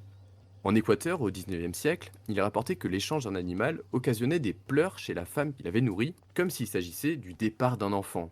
Et ce type de prestation, ça crée des liens d'obligation réciproques. D'ailleurs, en Amazonie, les discours de négociation sont similaires dans leur forme, dans leur structure. Dans le cas des négociations de mariage, des accusations de sorcellerie, des entretiens pour trouver du travail et l'échange d'animaux. Très original. Ouais, j'avoue. De la même manière, en fait, on a un vocabulaire assez similaire qui est utilisé par les mères lors de la mort d'un animal et lors du départ d'un enfant marié. On voit en fait tout ce lien qui est en train de se mettre en place, toutes ces connexions qui se font et qui peuvent paraître très curieuses pour des personnes d'autres cultures. Les animaux échangés, c'était pas des marchandises comme on peut le voir par exemple en Europe. C'est la même chose concernant les captifs humains et l'esclavage. Pour les Européens, l'esclave, il est lié qu'à un gain monétaire uniquement, tandis qu'en Amérique, l'esclave reste une personne sociale et sa condition est imposée par des obligations qui sont rituelles, ritualisées et pas par des lois. L'introduction d'espèces domestiques européennes n'a pas affecté la manière dont les cultures ont perçu les animaux. À travers les Caraïbes et l'Amérique du Sud, un exemple marquant, c'est celui des poules. Chez les Tupinamba, au XVIe siècle, Jean de Léry note que les poules ont avant tout été appréciées pour leur plumage, qui recevait les mêmes décorations corporelles que les humains. Les Tupinamba éprouvaient d'ailleurs une profonde répugnance à l'idée que les Européens puissent manger des poules ou leurs œufs, et réprimandaient sévèrement les Français pour cette pratique. Pour eux, manger un œuf revient à manger une poule. Et la même chose a été observée au XVIIe siècle chez les Kalinago des Petites Antilles par Raymond Breton, corroborant ainsi l'inconcevabilité même d'envisager de manger un animal qui faisait partie des siens. Jusqu'au XIXe siècle, les ethnographes rapportent que les poules et les coqs sont considérés comme des oiseaux chantants au réveil. Donc ils ne sont pas mangés, mais ils sont conservés pour des raisons pratiques ou esthétiques, parce que leur plumage aussi est fortement considéré. Et d'une manière générale, la pratique des Européens consistant à tuer et manger délibérément leur bétail, c'est très très mal vu. Les sociétés natives, elles ont assimilé les animaux domestiques européens selon leurs propres termes. Tuer un animal qui fait partie de son groupe, c'est une transgression. D'autres animaux sont tués, pendant la chasse par exemple, mais ce sont des individus avec un statut qui est différent pour ces communautés. Comme on l'a vu au début, c'est des animaux qui font partie d'un groupe extérieur. Le concept de Yegwe est donc essentiel pour comprendre le processus à l'œuvre en Amérique précolombienne à l'époque du contact. La domestication est un concept limité, trop européano-centré, trop proche de narratifs inhérents à notre culture et difficile à appliquer à d'autres contextes sans plier la réalité observée pour la faire entrer dans notre grille de lecture. Les Yegwe permettent de s'émanciper de ça et d'apporter à la compréhension non seulement de la domestication, mais aussi des animaux de compagnie. Le fait de tisser des liens et de l'affection avec d'autres espèces, c'est quelque chose qui paraît comme universel et unique aux humains pour le coup. Mais dans les faits, le contexte dans lequel ces relations se créent diffère considérablement en fonction des sociétés. En plus, il existe des différences cruciales entre les animaux de compagnie et les Yegwe. Les premiers n'incluant que des espèces non humaines, tandis que les seconds incluent aussi des humains adoptés. Et la différence concerne également quels animaux sont éligibles à la mise à mort et à la consommation. Donc dans le monde caribéen et sud-américain, il n'y a pas vraiment de limite. La plupart des animaux, incluant les humains eux-mêmes, sont éligibles à l'adoption et à la consommation. Et ce n'est que lorsqu'un individu est nourri et domestiqué que l'idée de le manger devient tabou, hors rituel spécifique, on l'a vu. Et du coup, ce qui est intéressant, c'est de mettre en relation l'aversion des Européens à l'idée de manger de la chair humaine et l'aversion des peuples natifs à l'idée de manger un être familier, ce qui éclaire de manière assez pertinente quand même les constructions culturelles entre deux visions du monde qui sont différentes. Donc au final, pour Marcin Norton, et je vais finir ma chronique là-dessus, l'introduction du concept de Yegwe permet de comprendre des faits ethno-historiques sans avoir à les extrapoler par des notions inhérentes à notre culture ou issues de la colonisation. Elle souligne aussi qu'au-delà de la biologie, l'histoire et l'anthropologie ont quand même énormément de choses à apporter sur les relations interespèces et permettent d'ouvrir un espace qui fait écho à des débats contemporains comme par exemple le droit des animaux et la ligne qui sépare l'humain de l'animal. En fait, c'est hyper intéressant parce que ça laisse beaucoup à réfléchir sur notre manière à nous, en Occident, de voir le rapport qu'on a à l'animal, voir tous les débats qu'on a aujourd'hui sur est-ce qu'il faut ou non considérer l'animal comme un être sentient à part entière, etc. Et c'est des choses qui ont déjà été, entre guillemets, résolues dans certains groupes culturels. Donc c'est très intéressant de se pencher dessus, je trouve, à l'heure actuelle, je pense. Donc merci beaucoup pour cette intervention, Nico. De rien. Bah, moi aussi, enfin, moi, de toute façon, la cause animale, c'est quelque chose qui me tient beaucoup à Bah oui, cœur. parce que tu es végétarien, donc C'est ça. Et c'est vrai qu'au final, c'est cette ouverture d'esprit aussi qui nous permet de reconsidérer des choses qui peuvent nous sembler étranges, par exemple, dans le passé, ou d'utiliser des concepts qu'on pourrait considérer comme acquis, comme la domestication, par exemple. C'est un truc qu'on bien sûr. remet rarement en cause. Et qu'au final, si on se base, enfin, si on prend en compte la vision du monde d'autres peuples, d'autres cultures, on voit qu'il y a des choses à dire. Et ça permet aussi de faire réfléchir à nos propres biais culturels à nous. Bien sûr. En fait, pour quelqu'un qui est anthropologue, je pense qu'il y a énormément de matière quand tu étudies toutes les peuplades qui se trouvent en Amérique du Sud. Et en Amérique du Nord, c'est un peu plus compliqué puisque derrière, en fait, c'est pas. T'as l'impression qu'il y a une barrière des fois. Il y a pas le même sujet, la même perception. T'as l'impression, franchement, que même si les peuplades, tu les associerais toutes quand tu commences à connaître un petit peu ce qui s'y passe. Moi, au départ, c'était via Age of Empire, hein, comme beaucoup de gens, hein, quand t'avais genre Aztèques, etc., Inca, tu dis, ouais, génial. Et en fait, quand t'as plus que ça, t'aperçois que du coup, t'as des populations qui sont ultra à la page, en fait, bien avant ce qu'on pense, tu vois. Et je trouve il y a toujours un truc intéressant dans les chroniques de Nico, c'est que t'as toujours une merde qui se passe entre des trucs cohérents, genre l'ordre de la bonne bouffe, etc. Enfin, il y avait que des trucs comme ça où t'as un petit truc, t'as l'impression qu'il y a une faille spatio-temporelle qui fait qu'on place un élément contemporain dans quelque chose qui est historique. Et c'est un peu ça la vision qu'ont ces peuplades via le respect et puis la vision de l'animal. Parce que quand tu penses, ne serait-ce qu'en Europe, et pour beaucoup de contrées d'ailleurs, hein, quand il y a eu domestication du loup, le loup c'est un formidable outil de chasse. Enfin, outil, ça a été un compagnon de chasse, mais de l'autre côté aussi, faut pas oublier que pendant les périodes de disette, ça a été aussi un bon garde-manger, quoi, l'animal domestique. Donc du coup, il y a une notion de symbiose qui est intéressante et qu'on avait vu retranscrit via Prêt, effectivement, comme tu l'as dit, quand on a Oui. Ouais. fait le coup critique dessus, qui est assez intéressant. Donc je trouve que tu as l'impression qu'il y a parfois des cultures qui sont vierges de toute influence d'autres cultures parce que isolées, même si l'isolation est quand même un terme Ouais. assez vaste quand même pour Ouais, un continent comme l'Amérique, quoi. ouais. Mais j'ai toujours l'impression qu'on prend des cas isolés à la manière où tu démarres une partie de Age of Empire où tu as ta propre culture, tu fais des trucs, droit, tac, tac, et qui évoluent au fur et à mesure. Le concept d'isolation ou même de peuple primaire comme ça ou vierge, c'est une construction. Je vous recommande Européenne. un très bon documentaire Arte qui est sorti il y a pas très longtemps qui s'appelle, je crois, Les peuples de la forêt enchantée, je crois. Oui, le peuple de la forêt. Qui parle de l'Amazonie. Ah non, bah, on a juste vu le peuple de la forêt en trois parties qui parlent des forêts Ah non, européennes. Donc, non, en fait, ça parle de l'archéologie du coup de l'Amazonie, qui est ok, quelque chose cool. d'extrêmement peu connu. Et si on retrace au niveau des premières sources historiques et qu'on retrouve les traces archéologiques, la vision qu'on a de la forêt vierge amazonienne, c'est quelque chose qui s'est forgé au 19e siècle et au début du 20e siècle, en fait, quand il y avait, quand tous les peuples locaux de la région n'existaient plus déjà, Ouais. ou quasiment plus. Et en fait, il faut considérer que à l'époque, c'est cohérent avec les traces qu'on retrouve, avant l'arrivée des colons ou même au 15e, 16e siècle, ce sont des régions qui sont extrêmement connectées, où tu as des routes qui traversent l'Amazonie. C'est difficile à imaginer, mais c'est vraiment le cas. Où tu as des villages, tu as énormément de villages, c'est une zone qui est qui est très densément peuplée. On le voit aussi avec les migrations de population, par exemple les Tupinamba. Tu as des Tupinamba qui sont allés en moins d'un siècle de l'embouchure de l'Amazone à Rio de Janeiro, à limite le Pérou. Je crois qu'ils sont allés jusqu'au contrefort des Andes. Et c'est vrai que si on n'a pas cette notion de réseau en fait qui est mis en place, en fait c'est quelque chose qu'on n'apprend pas et qui est en cours en fait qu'on est en train de déconstruire, d'être quoi. découvert, quoi. C'est ça. C'est assez fascinant, ouais, j'avoue, parce qu'on s'est construit tout un imaginaire mental, un petit peu, effectivement, comme tu dis, à cause du 19e siècle. Et il y a un film que j'ai beaucoup apprécié, c'est The Lost City of Z, où vraiment t'es Oui, plongé début 20e, et tu suis un mec qui est persuadé qu'il y a des civilisations qui ont vécu en Amazonie, et personne ne le croit. Et personne ne le croira jamais, alors qu'en fait, Ah non, c'est une évidence. aujourd'hui, on découvre que c'est vrai, quoi. Donc Mais c'est hyper, c'est vrai, mais c'est hyper intéressant. t'as même des Européens qui l'ont vécu. T'as un Espagnol, je me rappelle plus son nom, qui est descendu en fait de la source de l'Amazonie jusqu'à son embouchure. Et en fait, il disait dans ses chroniques qu'en fait c'était dur de débarquer. Et des fois, ils osaient pas parce qu'en fait c'était dur de trouver des endroits où il y a personne. Ok. Genre, c'est difficile de se dire Ouais, ça. ouais, complètement.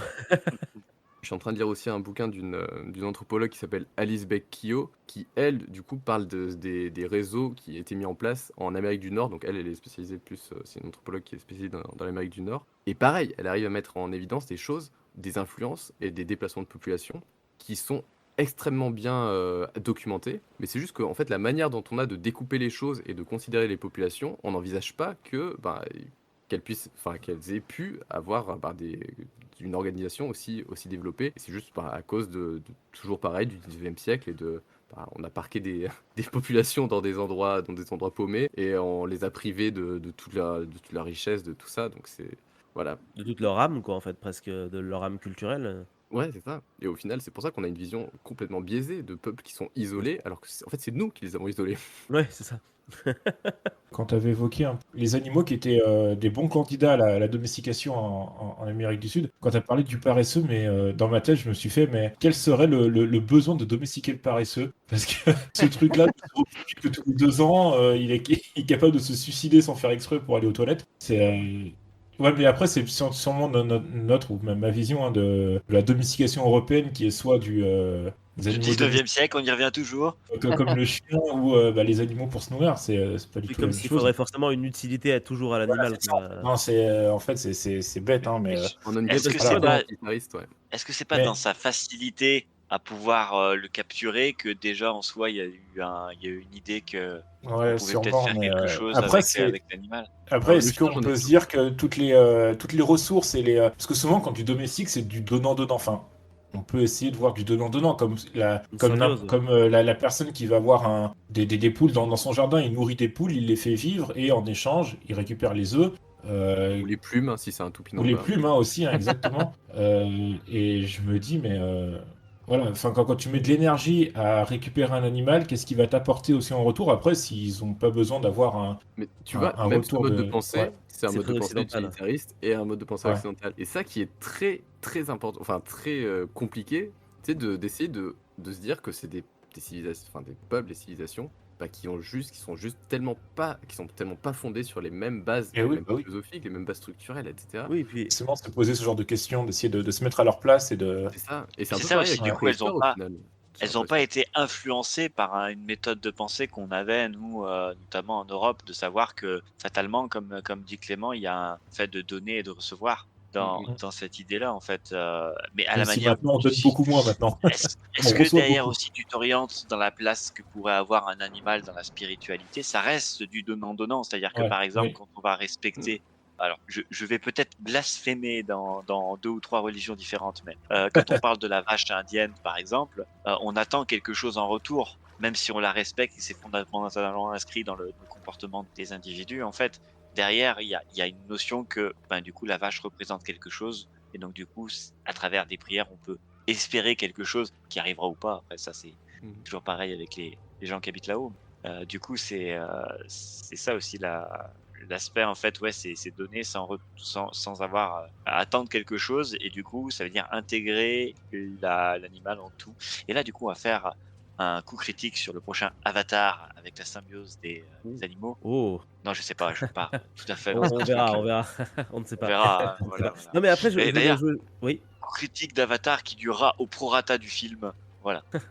Oui, du coup, je voulais rebondir sur un truc, parce que c'est vrai que vous avez montré que la domestication à l'occidental, il y a toujours ce rapport un peu je prends, tu prends, etc. Mais aujourd'hui, on a des animaux domestiques qui honnêtement ne servent à rien. Enfin, je veux dire, quand tu as des rats chez toi ou des cochons d'Inde, bah, tu les bouffes pas. Oui, bah Tout ce oui, qui est oui. les câlins, bon, bah voilà, vite fait, mais tu as quand même aussi une nouvelle conception qui se met. Je sais pas Ouais. depuis combien de temps les rats sont domestiqués, mais tu as quand même cette notion-là qui est présente aussi chez certaines personnes qui ont des animaux qui ne durent pas longtemps. Un rat, ça vit 2 ans, donc au bout Mm. de 2 ans, ton rat il est mort, à Mm. l'instar du paresseux dont parlait Clément tout à l'heure. Donc il n'y a pas que de l'utilitaire aussi. Ouais. Ça dépend Ouais, chez qui, c'est quoi. sûr. C'est très Après, compliqué, ouais. Et c'est comme je disais un petit peu, bah, c'était dans la chronique du chien, qu'en fait, il y a beaucoup de notions aussi que nous, on essaie de projeter sur des peuples qui sont au final. issus de notre culture, issus de la manière dont on les voit, comme j'avais dit, par exemple, pour la vision de l'Amérique comme un paradis, par exemple, quelque chose où tout le Oui, monde est très proche de la nature, etc. Au final, c'est quelque chose qui est complètement construit par une pensée qui est chrétienne, en fait. oui, Qui est bien chrétienne. sûr. Et tout ça, c'est un mix à prendre en compte. Mais pour la Après, tu vois, domestication, oui, j'ai toujours pensé, alors après, c'est toujours dans ma vision des choses, et parce que, après, tu vois, je peux me tromper, hein, mais quand les gens me demandent, ne serait-ce que, on parle d'un sujet que l'on affronte ou qu'on dispense quotidiennement, à savoir la préhistoire, quand tu pars d'un principe où tu enlèves le monde d'aujourd'hui et tout ce qui s'en découle, et qu'à l'époque où tu ne vivais pas au même endroit tout le temps, que tu étais semi-nomade et que derrière, en fait, peut-être que les personnes vivaient ou avaient ressenti que les animaux, la faune, l'ensemble du milieu naturel réalisait un tout et que du coup on n'avait pas encore cette notion de supplanter la faune, la flore à travers l'agriculture, l'élevage, etc. Tu as peut-être aussi cette vision qui est restée bien plus longtemps aussi auprès de différents peuples, même si derrière c'est compliqué de le prouver, c'est compliqué de le dire, et ça relève simplement d'un pur fantasme intellectuel, mais on aimerait que ça soit comme ça. Après, est-ce que c'était véritablement comme ça? C'est bah, compliqué à interpréter. Alors, on peut pas pareil, tu savoir, vois, d'autant plus que Nico, la plupart des peuples dont tu parles sont quand même agriculteurs aussi, ils sont c'est pas tous ça. C'est pour ça, en chasseurs-collecteurs, fait, le donc concept même de symbiose avec la nature, il est biaisé aussi, à mon avis. Parce que c'est des peuples qui pratiquent l'agriculture, qui pratiquent le commerce à grande échelle, qui bâtissent des villages de plusieurs milliers d'habitants. Donc, Mm. enfin voilà, Ouais, c'est ouais. très compliqué Non, aussi ça c'est. c'est le mythe à du bon définir, sauvage ouais. de Rousseau, en fait, qu'on veut placer dessus aussi, Ouais, c'est d'une ça. certaine En fait, manière. c'est pour ça qu'il faut essayer de. Enfin, c'est C'est impossible impossible. d'être le plus Et, objectif mo- possible, et mais moi, C'est ça me- compliqué, ouais. c'est clair. J'avoue que c'est compliqué.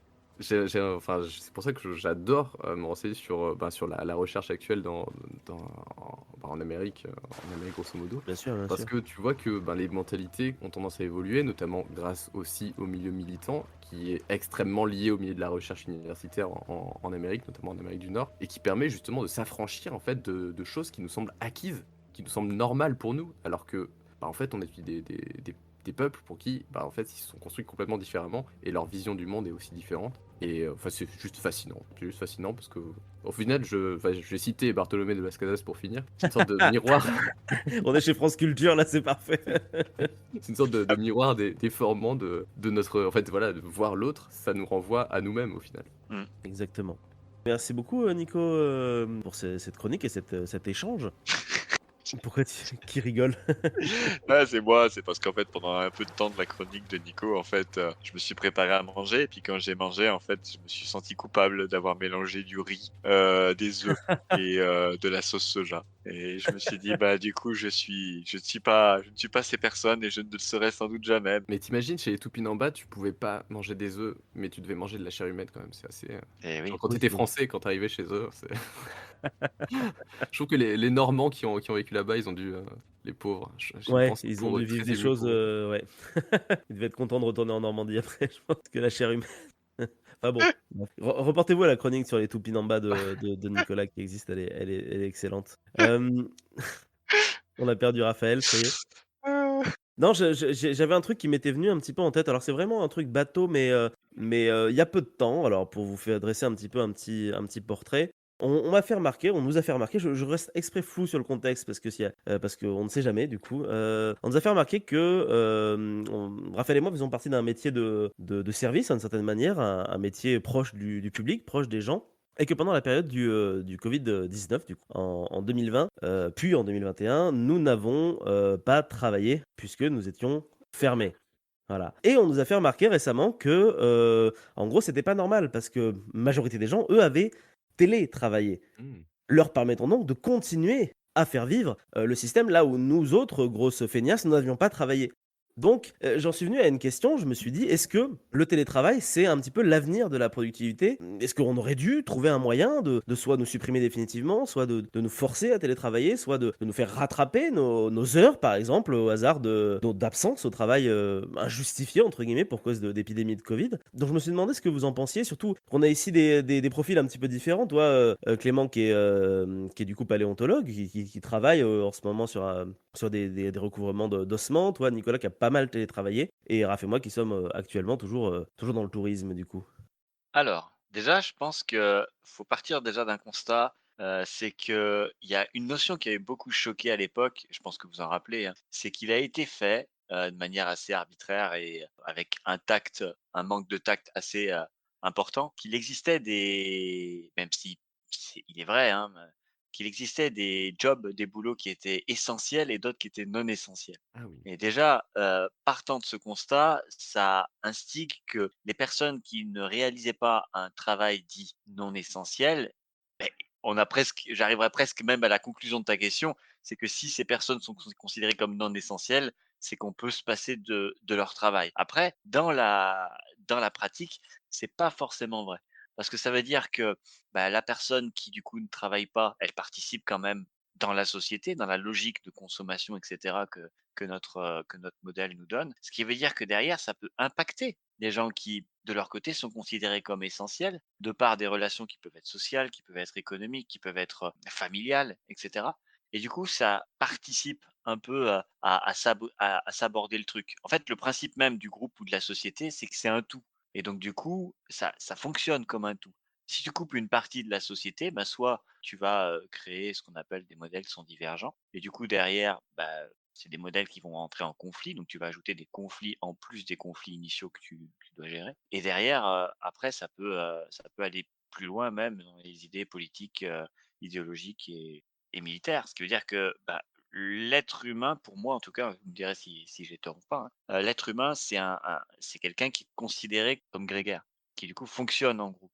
Ça a toujours été une Mmh. logique qui est imparable et suivant les études plus ou moins légales qui se sont faites au fur et à mesure du temps et encore à définir la légalité à l'époque, hein, au fur et à mesure des siècles, hein, mais quand on a séparé les enfants, quand on les a, notamment, interdit toute relation sociale et cetera, ben, on voit que pour l'être humain, c'est compliqué de se débrouiller seul et derrière aussi d'avoir une absence d'interaction.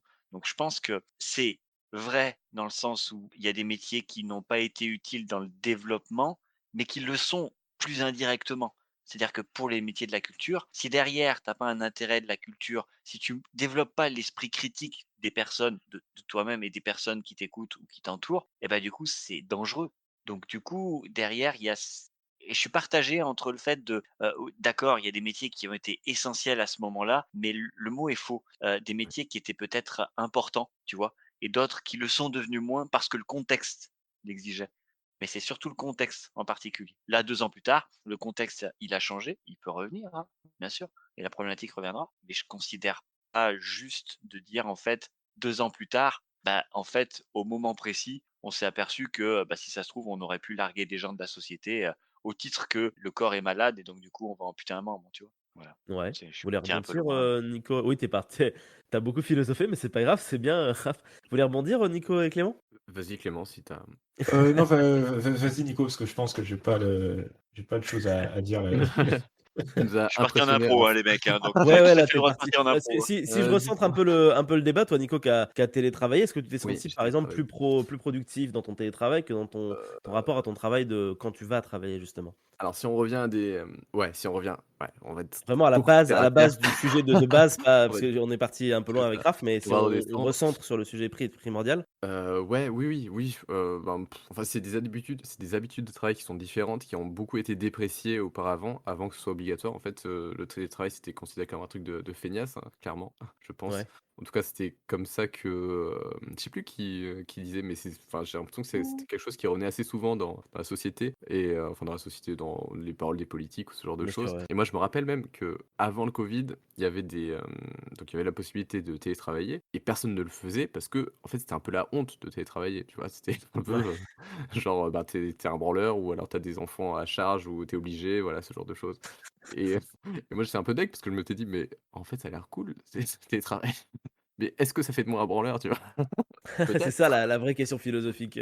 Et du coup, voilà, se placer par rapport, aux autres, c'est toujours un peu embêtant. Mais quand ça a été obligatoire, donc là, il y avait pas le choix, moi, j'ai l'impression que ça m'a vraiment permis de me libérer au niveau de mes responsabilités de travail, en fait, de faire vraiment, de m'organiser comme je voulais, d'avoir le lien hiérarchique qui était beaucoup plus ténu, présent, Ouais. mais ténu et qui permet ouais, de beaucoup plus se responsabiliser, en fait, à son niveau au niveau individuel, qui je pense et peut être vachement chouette quand il y a des personnes qui s'impliquent, mais qui peut être aussi ouais, je pense qu'il peut y avoir des dérives ou ce genre de choses.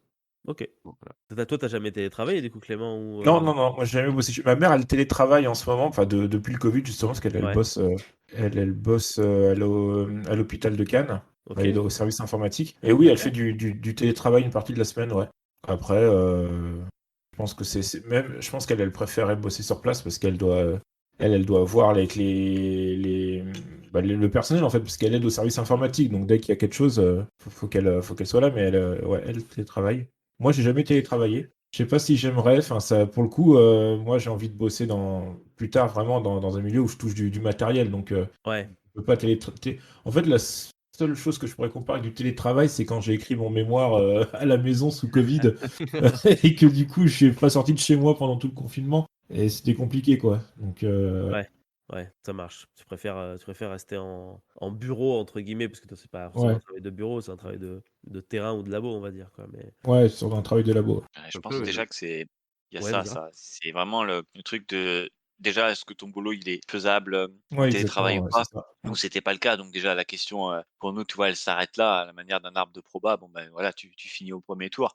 Et ensuite, derrière, tu as la contrainte de savoir si ton travail bah, du coup, peut être fait chez toi. Est-ce que la majorité de ton travail, tu peux le faire seul ou tu peux le faire en visio, etc., sans avoir à toucher, comme dit Clément, du matériel ou quoi que ce soit qui est important dans ton boulot. Et enfin, la dernière chose, et ça a divisé beaucoup de gens, hein, c'est ta vision par rapport à tes chefs, à l'entreprise de manière générale et à tes collègues. Il y a des gens qui détestaient aller travailler, mais qui aiment télétravailler parce que du coup, ils n'ont pas à subir une ambiance avec des collègues ou une pression trop importante, trop directe d'un chef ou d'une chef que tu verrais chaque jour et qui du coup, directement ou indirectement te ferait subir une certaine pression, tu vois? Et après, le dernier acte, je pense pour moi, c'est ton environnement quand tu es chez toi.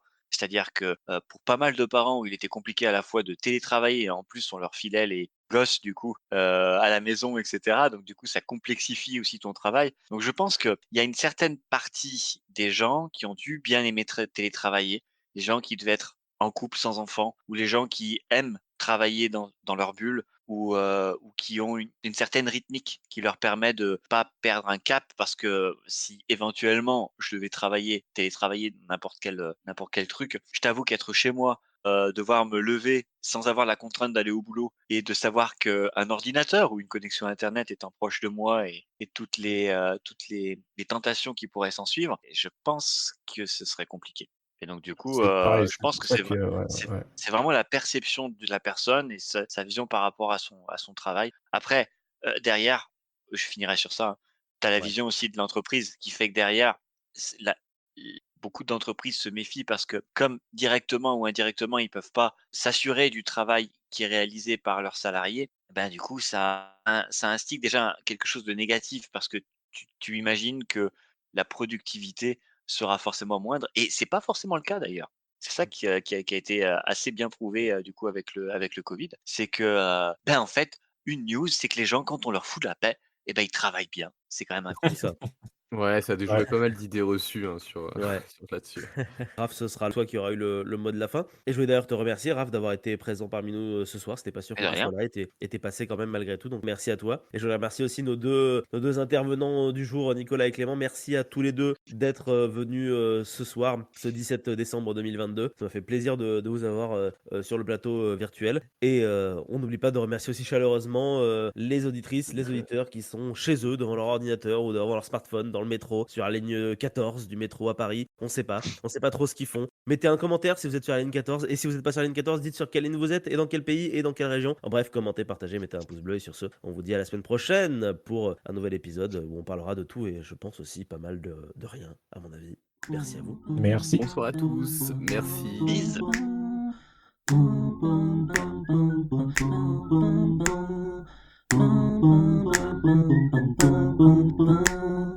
Je pense qu'on est. Comment dire ça? Il y a cette. Ah, mais vous avez freeze en fait. Ah bon? Non. Ah Non. non, oh, Non, Non, putain. on non, t'a c'est juste, demandé. on est dit des On était suricates pendu dans à tes l'attente lèvres. de Ok, d'accord, parce que je vous ai vu comme ça, je me suis dit merde, en fait, ils ont freeze de ouf. 1, Non, 2, non, Et non. 3. non, excusez-nous, il y a des bruits chelous et Raph me disait que c'était un feu d'artifice juste à côté, je sais pas Ah, pourquoi. OK. Donc, oui, oui, oui, oui.